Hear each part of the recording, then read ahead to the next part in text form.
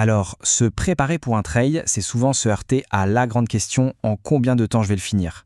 Franchement, c'est un vrai casse-tête. Eh bien aujourd'hui, on va décortiquer un outil qui pourrait bien tout changer. C'est la question que tout le monde se pose, pas vrai? Préparer un marathon sur route, bon, ça va, on a ses repères. Mais en trail, c'est une autre histoire. C'est un peu comme si les règles du jeu changeaient à chaque virage, à chaque montée. Mais alors, qu'est-ce qui rend la chose si compliquée? Ok, regardons ça de plus près. D'un côté, on a le marathon classique. Sur du plat, l'allure, elle est plutôt constante, pas trop de surprises. Et de l'autre, un trail. Même distance, 42 km, mais attention, avec plus de 1000 mètres de dénivelé. Et là, tout change. L'allure, elle fait le yo-yo, la gestion de l'effort, n'en parlons pas, c'est vraiment là que le casse-tête commence. Et cette grande inconnue, ce qui vient tout chambouler dans nos plans de course si bien préparés, eh bien ça porte un nom. Et le voilà, le coupable, le dénivelé. Pour être plus précis, on parle de dénivelé positif, le fameux D+. C'est quoi? C'est juste la somme de toutes les montées du parcours. Et c'est vraiment lui, l'élément qui rend les prédictions de temps si aléatoires. Mais heureusement, face à ce défi, il existe des solutions. Un outil assez puissant, une sorte de super-héros pour nous aider à y voir un peu plus clair. Je vous présente le calculateur de temps de course en trail. En gros, c'est un simulateur. Son but? Nous aider à définir une allure qui soit réaliste et à optimiser notre stratégie. Et ça, que l'on débute ou que l'on soit un trailer super aguerri. L'image du copilote numérique, elle est parfaite. Franchement, c'est exactement ça. L'outil ne va pas courir à notre place, faut pas rêver. Mais il est là pour nous guider, pour nous souffler les bonnes infos, pour prendre les bonnes décisions et surtout pour ajuster l'effort au bon moment. Ok, c'est bien beau tout ça. Mais concrètement, comment ça marche ce truc? Allez, on va essayer de décoder un peu la mécanique derrière tout ça. Alors tout part de lui, le fameux dénivelé positif, le D+. On le répète, mais c'est important. C'est la somme de tout ce qu'on va grimper. Et c'est vraiment, mais vraiment, la donnée la plus importante pour estimer son temps. Ensuite, petit rappel rapide mais qui a son importance, la différence entre allure et vitesse.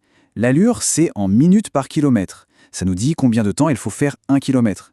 La vitesse, c'est l'inverse, en kilomètres par heure. Les calculateurs, eux, ils jonglent avec les deux en permanence. Et là, attention, voici un peu la formule magique, la clé du système. En gros, les simulateurs se basent sur une règle assez simple. On estime qu'en moyenne, pour 100 mètres de dénivelé positif, il faut ajouter à peu près 10 minutes à son temps de course.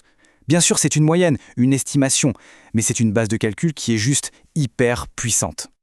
Et pour s'en servir, c'est super simple. On rentre la distance de la course, on ajoute le fameux D+, on peut même préciser le type de terrain, roulant, technique, et hop, l'outil fait le calcul.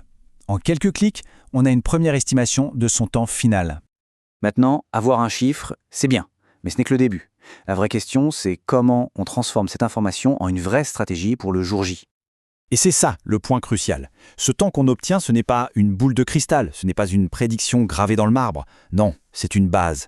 Une base solide pour construire un plan de course réaliste, pour mieux gérer son effort et surtout pour arriver sur la ligne de départ avec beaucoup plus de confiance. Ce graphique, il est parlant, non?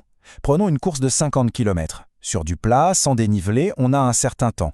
Maintenant, on ajoute 1000 mètres de D+, et hop, le chrono grimpe déjà pas mal. Et avec 2000 mètres, là, le temps explose littéralement. C'est la preuve parfaite qu'une allure de marathon sur route, ça ne veut plus rien dire du tout entre elles. Bon, maintenant, petit retour à la réalité. Le simulateur, c'est un outil génial, on est d'accord. Mais il n'est pas parfait, il a ses limites. Surtout quand on commence à parler de très très longues distances. Du coup, la question qui tue, est-ce que c'est encore fiable pour un ultra-trail? On parle de course où absolument tout peut arriver. Est-ce qu'on peut vraiment se fier à un simple calcul?